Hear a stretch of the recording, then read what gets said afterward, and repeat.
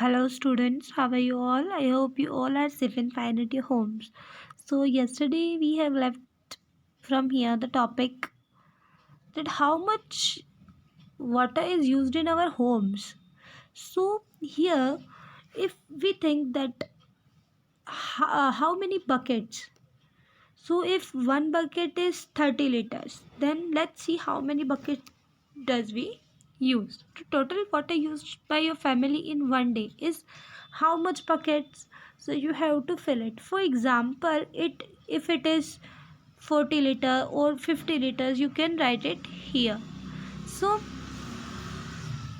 and yes, it is more than that, means 30 liter is one bucket, so your family is big and it might be using more than 5 or 6 buckets. So let's see, if then calculate many liters of water family is using in one day. So you will feel surprised that we use so much water, but that do we have enough water around us, and how do we get enough water for this? So let's understand about availability of water. तो आज हम availability of water के बारे में पढ़ेंगे. Water exists on earth in all three states. तो water जो है earth पे 3 states में है, that is solid, liquid and gas. है ना, 3 states of matter है, solid, liquid and gas. तो water तीनों states में available है हमारे पास. Water freezes and turns into solid. जब वाटर फ्रीज होकर और सॉलिड बन जाता है तो वो किस फॉर्म में होता है हमारे पास? आइस के फॉर्म में. ठीक है. ऑन कूलिंग, ठंडा होने पे वाटर आइस के फॉर्म में आ जाता है. अब water can also turn into water vapour and goes into atmosphere through the process of evaporation. Evaporation की प्रोसेस के थ्रू क्या होता है? वाटर वेपर में टर्न हो जाता है.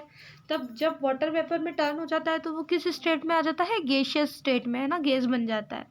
And it mixes in the with the gases in the atmosphere. और water in wet clothes evaporate when left in the open. जो वाटर है वेट क्लोथ्स के अंदर वो क्या हो जाता है? इवापोरेट हो जाता है.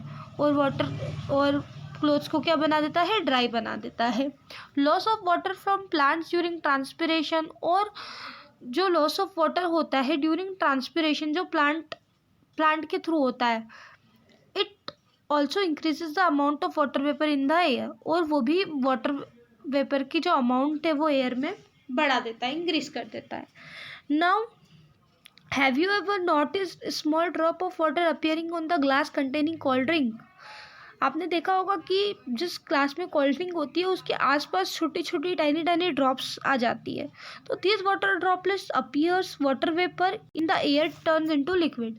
तब क्या होता है? जो एयर के आसपास जो वाटर वेपर होता है वो क्या बनते जाता है? लिक्विड बन जाता है. सो व्हेन इट कैसे बनता है? क्योंकि वो किसके कांटेक्ट में आता है? कोल्ड वाटर के, है ना. कोल्ड वाटर के कांटेक्ट में आके और वो क्या बन जाता है? लिक्विड बन जाता है. This process of water vapour changing into liquid water into this process of changing water vapour into liquid, है ना. वाटर वेपर अपना स्टेट चेंज करके, गैसियस स्टेट चेंज करके और लिक्विड स्टेट में आ जाता है. तो इस प्रोसेस को क्या कहा जाता है? Condensation. So I hope you understood it till now. And next topic we will read about water cycle. So let us again recall what we have learned about water. We have learned about the usage of water, that water is used so much and water is used in so many things. In what things water are used? Water are used in domestic use. Domestic use means हमारे home में जो use होता है, ठीक है, जो हम personal use में लेते हैं जिस वाटर को. और कमर्शियल यूज़ क्या मीनिंग क्या होता है? इंडस्ट्रीज़ या किसी भी ऐसी जगह पे जहाँ पे वाटर का यूज़ किस लिए होता है? To business purpose. For business purposes के लिए जब यूज़ होता है तो वो कमर्शियल यूज़ होता है. और पर्सनल पर्पसेस के लिए जो यूज़ होता है वो डोमेस्टिक यूज़ होता है. तो डोमेस्टिक यूज़ में हम अपने घर में जो यूज़ करते हैं, ठीक है, toilet and drinking water also includes in domestic use.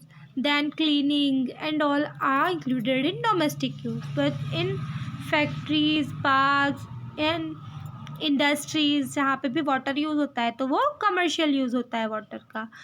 Then water is used at so much high rate. So about the availability of water कैसे अवेलेबल होता है, तो वाटर 3 स्टेट्स में अवेलेबल होता है, सॉलिड, लिक्विड एंड गैस.